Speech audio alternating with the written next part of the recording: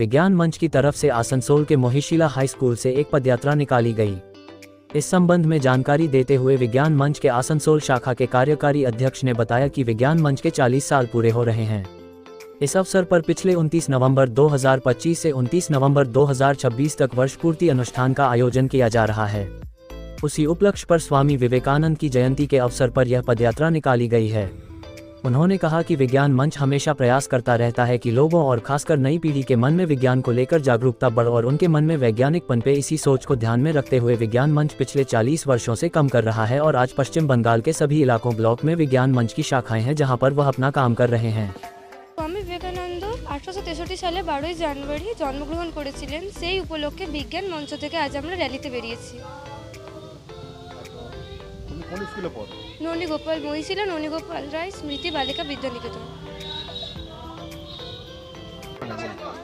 আজকে আমরা মহিশিলায় আমাদের বিজ্ঞান মঞ্চের 40 বছর পূর্তি উপলক্ষে একটি পদযাত্রার আয়োজন করেছি এবং তার সাথে সাথে আজকের দিনটি হচ্ছে স্বামী বিবেকানন্দের জন্মদিন।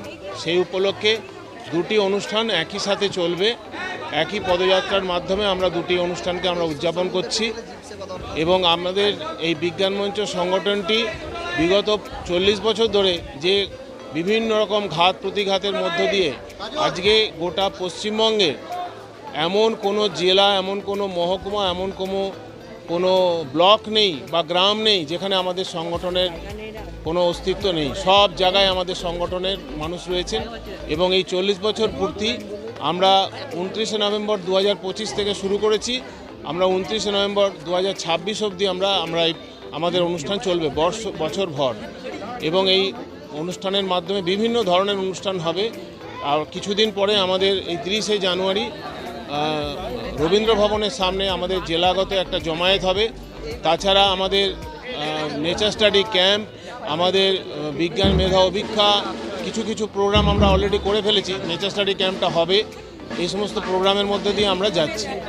আমরা আমাদের মূল স্লোগান এবছরের বিজ্ঞানের আলো প্রতি ঘরে জালো। আমার নাম বীর বপুর বাহন ধল। আমি আসানসোল বিজ্ঞান কেন্দ্রের কার্যকরী সভাপতি হিসাবে এখন আছি।